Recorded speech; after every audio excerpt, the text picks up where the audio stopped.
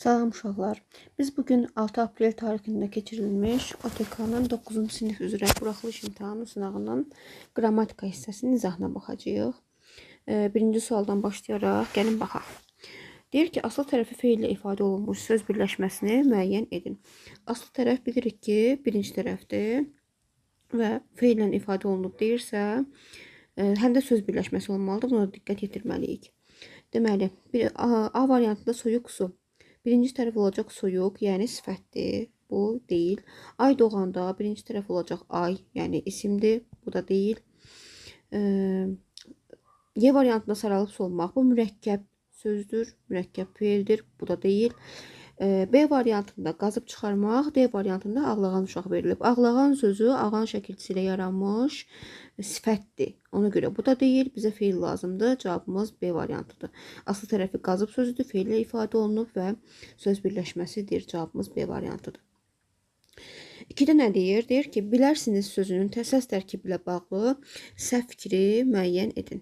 Səhvi istəyir bizdən. Bax, burada diqqətli olmalıyıq. Səs tərkibi deyirsə, nə etməliyik? Birinci tələffüzünü yazmalıyıq. Bilər siz kimi tələffüz olunacaq. Bilər siz. Çünki siz şəxs sonluğu siz kimi tələffüz olunur. 4 hecalıdır. Bilərsiniz. Heca bilir ki, yazılış üzərində aparılır. Bu doğrudur. Kar cingiltili samit cütlüyü işlənib. Z doğrudur. Ahəng qanunu gözlənilib. Doğrudur. Həm qapalı, həm açıq sait var. Doğrudur. Qarşılığı olmayan 3 samit var. L, R. N samiti düşdüyünə görə cavabımız səhv olan, yəni Y variantıdır. Üçüncüdə. Hansı nümunədə köməkçi indiksiyası yoxdur deyir. Uşağa iş buyur, dalınca yüyür. Uşağa iş buyur, dalınca. Bax, burada ca, dalı ilə. Yəni, qoşmadır. Yəni, var burada. Yalanla dünyanı gəzmək olar, qayıtmaq olmaz. Yalan ilə. Bu da qoşmadır. Burada da var. Sidq ilə dost olan ürəkdən də bir gərək. Sidq ilə burada da var. Sözlə plov olmaz, yağla düyü gərək. Söz ilə, yağ ilə. Burada da var. Sözün doğrusunu zarafatla deyərlər. Bax, burada zarafatla sözündə la leksik şəkilçidir və zərf düzəldən leksik şəkilçidir. Yəni ilə deyil. Ona görə cavabımız Y variantıdır. Başqa da heç bir sözdə köməkçi indiksiyası yoxdur. 4-də deyir ki, antonim olmayan sözlər hansı bənddə verilmişdir? Antonim olmayan sözü axtarmalıyıq. Biz bilirik ki, antonimlər əks mənalı sözlərdir və antonimlər eyni indiksiyasına aid olmalıdır. İndi gəlin baxaq görək, antonim olmayan sözlər hansıdır? Hamar, kələkötür, parıltılı, sönmüş, bacarıqsız, diribaş, nadinc, sakit, qaba, zərif. Baxırıq ki, demək olar ki, hamısı əks mənalı sözlərdir. Hamar, kələkötür, nadinc, sakit, qaba, zərif, parıltılı, sönmüş, bacarıqsız və diribaş.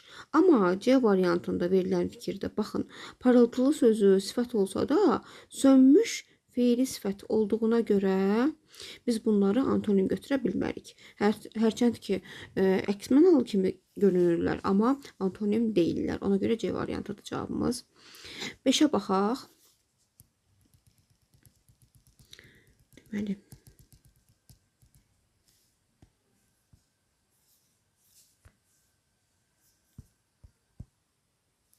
Beşdə deyir ki, mürəkkəb cümlənin tərəflərindən biri səbəb, digəri nəticə bildirir. Səbəb-nəticə əlaqəli mürəkkəb cümləni tapmalıyıq. Əvvəl sakit görünən hava birdən qarışdı. Bərk külək başladı. Burada qoşa nöqtə varsa, burada artıq bizə aydın olur ki, qoşa nöqtə nə bildirir? Aydınlaşdırma əlaqəsini bildirir. Təyyarəçi ətrafı gözdən keçirdi. Qaçışan buludlardan başqa bir şey gözə görünmürdü. Burada həmçinin aydınlaşdırma əlaqəsi olacaq. Orxan soruşmur, mən özüm bunları ona danışıram. Orxan soruşmurdu, amma mən özüm bunları ona danışıram. Yəni, burada qarşılaşdırma əlaqəsi var. Adamlar şənlənir, bayram tonqalları alovlanırdı. Burada zaman əlaqəsi var. Xəbər eşitdi və minnətdarlıq hissi ürəyinə yayıldı. Minnətdarlıq hissi niyə ürəyinə yayıldı? Çünki xəbəri eşitmişdi. Ona görə burada bir səbəb var. Ona görə cavabımız burada olacaq. Y variantı. Daha sonra 6-ya baxaq.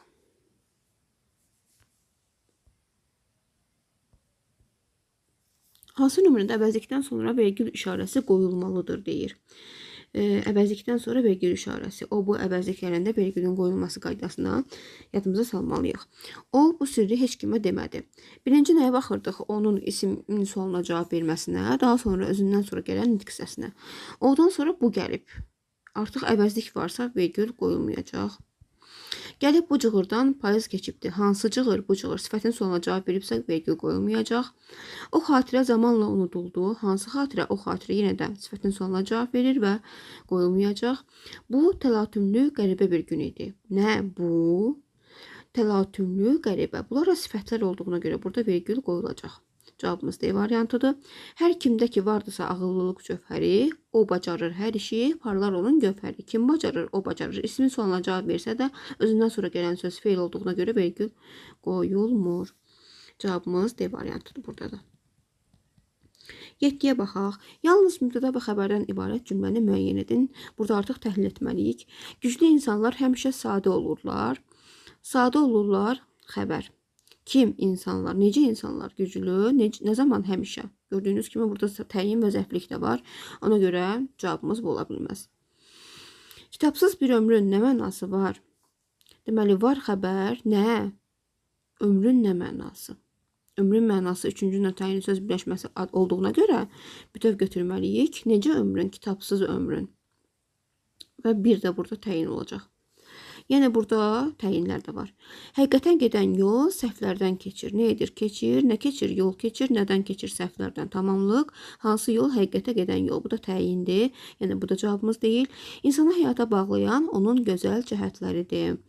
Deməli, onun gözəl cəhətləridir. Xəbər, nə? İnsana həyata bağlayan. Burada niyə bütöv götürdük? Xəbərimiz 3-cü nöqtəyin söz birləşməsi, yəni ismi birləşmələ ifadə olunub. Ona görə bütöv götürürük. Mübtədamız isə fe'li sifət tərkibi ilə ifadə olunmuş olduğuna görə bütöv götürürük. Cavabımız D variantıdır. Yumor zarafat arxasında gizlənən ciddilikdir.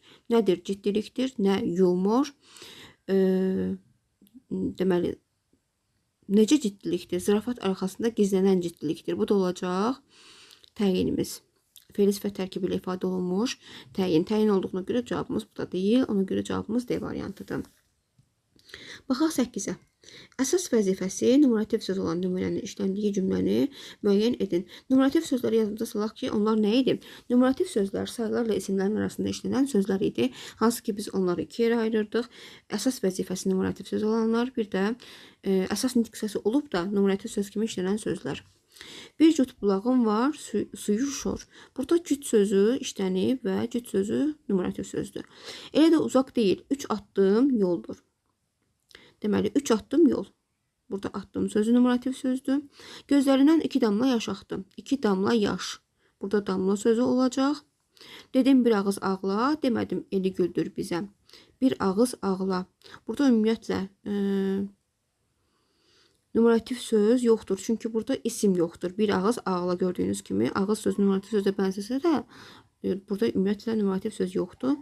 Mən indicə bir stəkan su içdim. Bir stəkan su. Bax, stəkan sözü əsas vəzifəsi numerativ söz olan nümunənin işləndiyi cümləni müəyyən edin deyirsə, stəkan sözü əsas vəzifəsi isimdir. Yəni numerativ söz kimi işlənib, amma əsas vəzifəsi isimdir. Daha sonra D-də yoxdur. C variantında damla sözü isimdir. B variantında addım sözü isimdir. A variantındakı bir cüt bulağım. Bax, cüt sözü əsas vəzifəsi numerativ söz olan sözlərə aiddir. Ona görə cavabımız A variantıdır.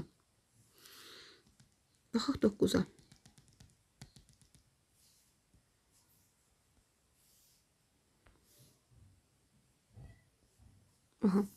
Qərbdən dənizlə, şərqdən dağlarla əhatələnən kiçik şəhər gün doğanda ecazkar görünürdü. Cümləsindəki sözlərlə bağlı doğru fikri müəyyən edin.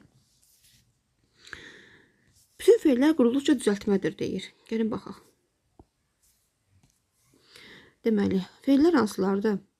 Əhatələnən, doğanda, görünürdü. Düzəltmədirmi? Bu yanlış fikirdir. Görünürdü sözü təkcə düzəltmədir. Əhatələnən sözü də düzəltmədir. Amma doğanda sözündə anda şəkilçisi olduğuna görə fe'li bağlama şəkilçisi qrammatikdir. Yəni bu səhv fikirdir. Bizdən doğru fikir istəyir. Sözləri əlaqələndirmək üçün 2 yerdə bağlayıcıdan istifadə olunub. Qərbdən dənizlə, şərqdən dağlarla əhatələnən. Burada dəniz ilə, dağlar ilə. Bax, bunlar qoşmalardır. Kiçik şəhər gün doğanda ecazkar görünürdü. Yəni bu da səhv fikirdir. İki yerdə qoşmadan istifadə olunub, bağlayıcı yoxdur. Sifətlər adi dərəcədə quruluqca düzəltmədir. Sifətlərə baxaq. Qərbdən dənizlə, şərqdən dağlarla əhatələnən kiçik şəhər gün doğanda ecazkar görünürdü. Sifətlər adi dərəcədə quruluqca düzəltmədir deyir. Ecazkar burada zərf olacaq. Kiçik sözü təkcə qalır. Sifət düzəltmə deyil. Sadə sifətdir. Bunu da çıxdıq. Adlıq halda olan bəzi isimlərə köməkçi indiksiyası qoşulub. Qərbdən dənizlə, şərqdən dağlar ilə. Dəniz ilə, bəli, dağlar ilə. Düzdür, adlıq halda olan isimlər var ki, dəniz və dağlar sözləridir. Köməkçi indiksiyası qoşma qoşulub onlara. Bu doğru fikirdir. Xəbər şəklində işlənən feil keçmiş zamandadır. Görünür idi, bəli. Aha, bir dəqiqə. Bu yanlış fikirdir. Görünür idi. İdi hissəciyi indiki zamanda olan feildir. Yəni keçmiş yox, indiki zamandadır. Bu da səhv fikirdir. Cavabımız D variantıdır. Doğru fikir istədiyinə görə. Ona baxırıq. Hansı nümunələrdə y bitişdirici samitdir? Ağlayan, baxaq. Ağlayan. Bəli, burada y bitişdiricidir. Çünki an bilirik ki, feil sifət şəkilçisidir və saitlə bitən sözü, saitlə başlayan şəkilçi ilə birləşdirmək üçün y bitişdiricisindən istifadə olunub. Yəni, bu doğru fikirdir. Güləyən. Güləyən sözü amma elə deyil. Çünki burada əyəndir, bütöv şəkilçi, ağan əyən şəkilçisidir və leksik şəkilçidir. Burada y şəkilçinin tərkibindədir. Ona görə bunu götürməyəcəyik. Sarıya. Deməli, sarı ya. Hər iki vəziyyətdə istəyir sifət olsun, istəyir feil olsun, fərqi yoxdur. Y bitişdirici samitdir. Çünki burada şəkilçi olan Aə-dir. Ona görə bunu da götürürük. Küləyə sözündə külək ə. Burada y bitişdirici deyil, sadəcə k-yə əvəzlənməsi baş verib. Xəstəlik i. Burada da həmçinin xəstəlik i. Şəkilçinin üzərinə saitlə başlayan şəkilçi artırılıb deyə k-yə əvəzlənməsi baş verib. Cavabımız 1-2 olacaq. Y variantı.